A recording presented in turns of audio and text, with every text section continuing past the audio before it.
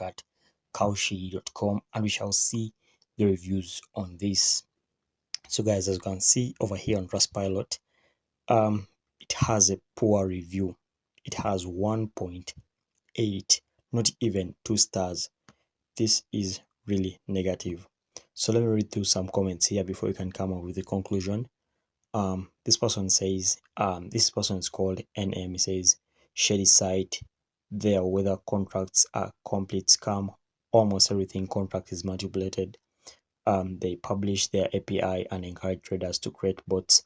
So this one gives it only 1 star, and it says it's full of a scam. Alright, so Brian Rome says dangerous players often impossible to add or withdraw funds. So this one gives it 1 star. Then Alexander Hindris on 25th of Jan 2025, she says Kalshi is definitely a scam, especially the weather contracts. Make no mistake, someone is definitely manipulating the information.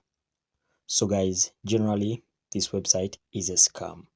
It is a scam, and I wouldn't advise you to visit it or to use it. It has 1.8 rating, totally poor. Just stay away from it.